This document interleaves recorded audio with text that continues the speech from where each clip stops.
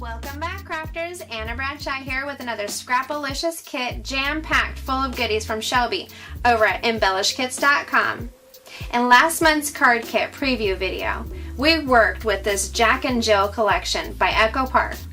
On both of these large element sheets, you're going to see all these really cool old-timey kind of manly icons. We've got fishing, horses, cars, airplanes, bowling, bikes, baseball, you name it. If it's about boys, it's on here.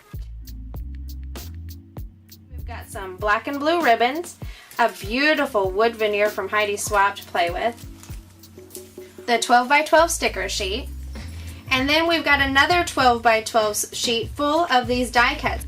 I've seen people collect their die cuts in really fun baskets and trays, even cake plates or Tupperware dishes. Now we are going to punch them out ourselves, but you know what's really fun is, well, punching them out is pretty fun. Then when we're done, we can put them in a little plastic storage bag and it'll be just like one of those package kits that you get from the store. I really like taking them all off of the sheet at once because I can sift through them easier, and then I just put them in the bag and that takes care of the storage solution. So I'll stop playing with that for a minute. Go ahead and get these out of the way.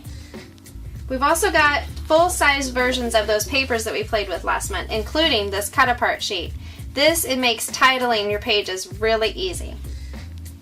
Here's those papers that we worked with last month.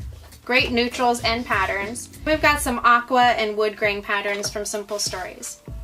Now, it's up to you which side of the paper you want to use each month, just like it's up to you whether you want to ink or distress all of your pieces.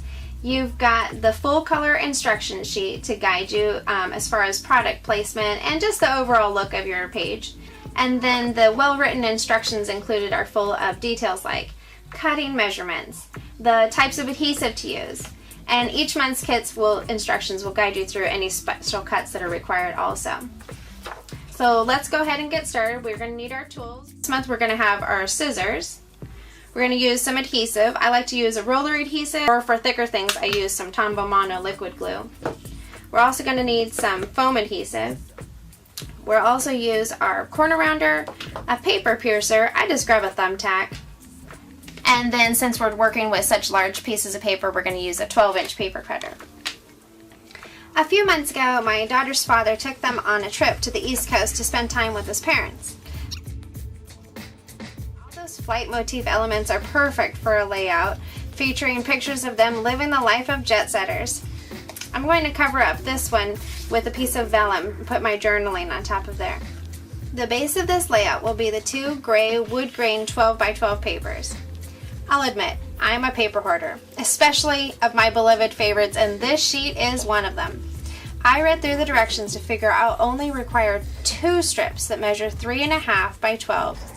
And then 2 more that measure 4 by 12 inches. So if I cut 3 of them from this sheet and then 1 from this sheet, I'll still have quite a bit of this left over for another project. I even thought about using some of the back of it in place of that car print, which doesn't really fit my theme, but I'm not sure if having a whale of a time undercurrent to this page would read well with all of those embellishments that we're going to put on there. But I love considering those options for telling the story my own way. Something that's easy to do with designs from embellishkits.com. Now, because I'm paper piecing, I'll use a piece of white cardstock in the background to hold everything in place. I also ran a piece of washi tape up the back because I like working on 2-page layouts as one big page. I'm using the filler sheets that come in fresh albums. And I've gone ahead and pre-cut my pieces. If you'd like an example of how that looks, go ahead and watch one of our earlier kit preview videos. I'm always trying to keep it real. You also won't see a lot of adhesive applying, and all of my pieces are inked ahead of time. It's all happening. I just don't think you really need to see all that.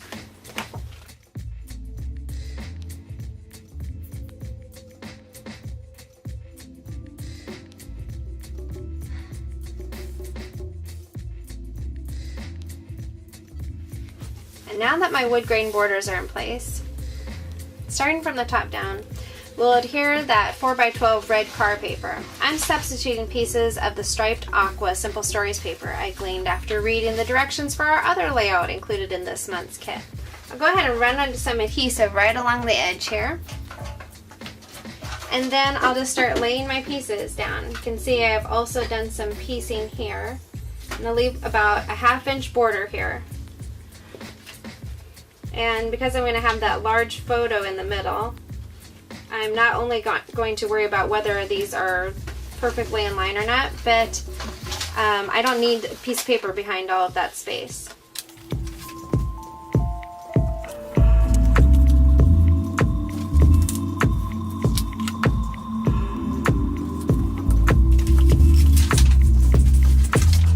I like how the extra shadowing from the ink gives each piece a little bit of different texture too. It just kind of adds a little bit of something else to that piece. I'll also run adhesive along this border down here. These will go flush down here at the bottom. I'm going to work from the inside of the layout out so I can match those pieces up in the middle. And I know that both the pictures and some other embellishments are going to be covering up these borders, so I'm not too concerned with how much glue is down. You know, it's kind of fun to lift up some of the edges, turn them over for a peek of the pattern behind. However fancy you want to make it, the decision is up to you. We've got the basic foundation now. Now we just need to apply our photos and the die cuts.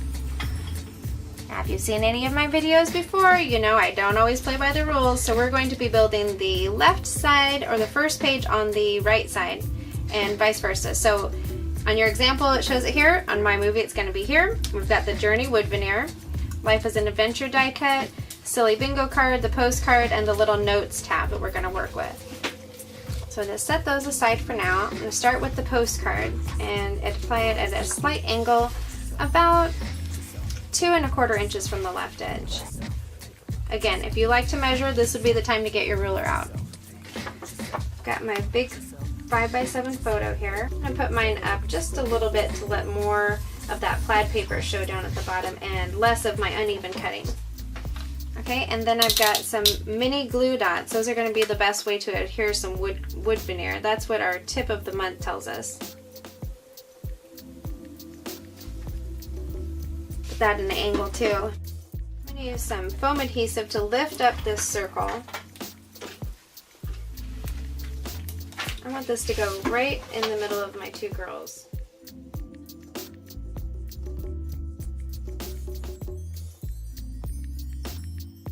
Make sure that Silly Bingo card is touching both the postcard and the circular die cut.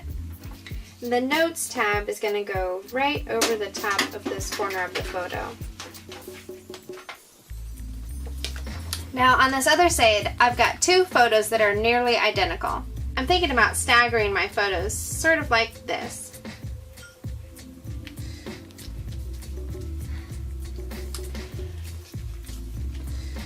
Now remember, I've already put the ink on the edges of my die cuts.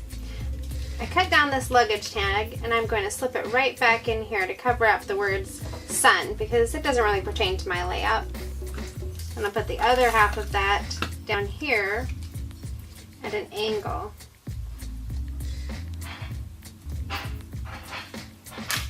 Make it one long piece.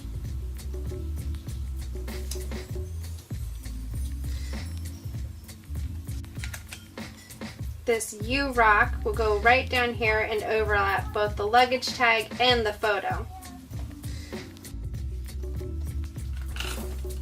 Then this awesome die cut up here at the top. The red-white journaling tag tucked in for a little bit of pop on that side. Since only part of it's going to be showing, I'll just cut this part off. Save it for another project. Then I'll get out some foam adhesive and pop up the circular die cut that reads, "Boys are just superheroes in disguise."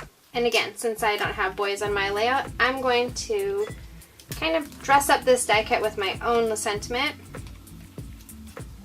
I'll layer this right over the top here. And then I'm going to use this Full of Charm die cut right over the top so that my die cut now just says "Full of Charm, Superheroes in Disguise." We'll refer to the full color example for placement of the rest of our die cuts, including this camera die cut and the compass.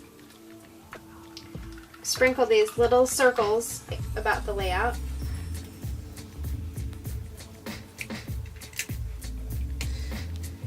And when I'm looking for places to put these embellishments, I'm going to try to put them in places where I need some color brought across both sides of the layout. Now we're almost done, but I've got a couple stickers to put on here. Orange bracket die cut.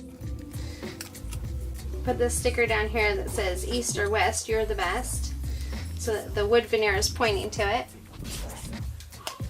And then I've got this sticker that says Adventure to put over here also.